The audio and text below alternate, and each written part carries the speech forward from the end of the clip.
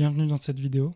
Aujourd'hui, on va parler d'un sujet qui semble plutôt lourd, mais qui est en réalité super important pour bien réussir sa vie.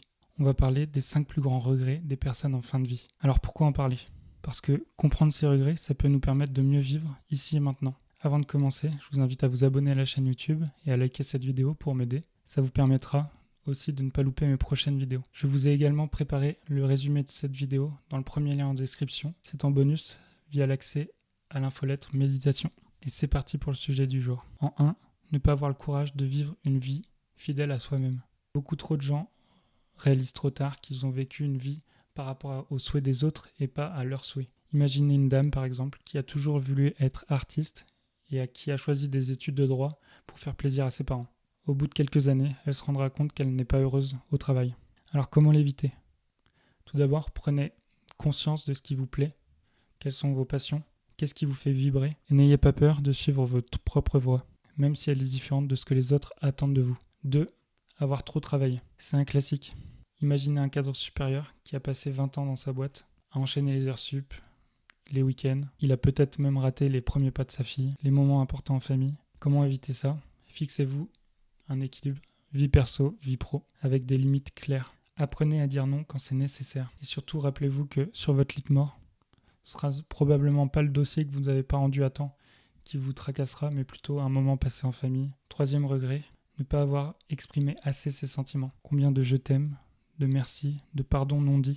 Combien de fois n'avez-vous pas dit à votre meilleur ami les mots que vous vouliez lui dire, comme quoi il comptait beaucoup pour vous par exemple. Rappelez-vous que chacun peut quitter ce monde à n'importe quel moment. Alors ne prenez pas le risque de garder des mots non dits sur le cœur. Entraînez-vous à exprimer vos émotions par exemple, même si cela peut être difficile au début. Dites aux gens que vous les aimez, exprimez votre gratitude et osez dire quand quelque chose vous blesse. La communication est la clé. 4e regret, ne pas être resté en contact avec ses amis. L'amitié, c'est comme un jardin, ça demande un entretien qui est régulier. Prenez l'exemple de quelqu'un qui était proche de ses potes au lycée, à la fac, mais avec le boulot, les enfants, commence à avoir une amitié qui s'effiloche. 20 ans plus tard, il se sent isolé et beaucoup plus seul. Comment éviter ça ?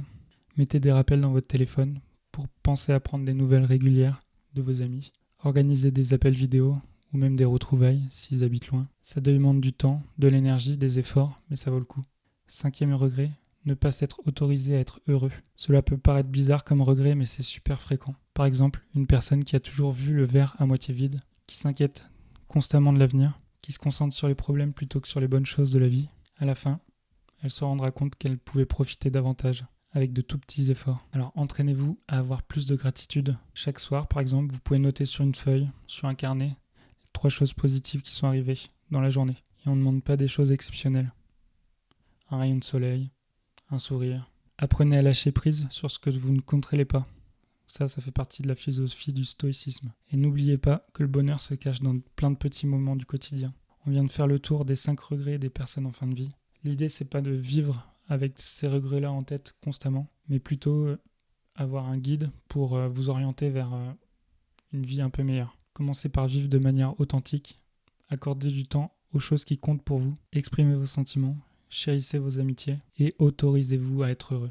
La vie est courte, alors profitez-en. Si cette vidéo vous est utile et qu'elle peut servir à quelqu'un d'autre, partagez-la. Laissez un commentaire pour exprimer s'il y a d'autres regrets qui peuvent vous paraître importants et que vous voulez partager. Pour recevoir votre bonus, c'est dans le premier lien en description. Vous accéderez également à l'infolette méditation pour améliorer votre quotidien. Prenez soin de vous et à bientôt.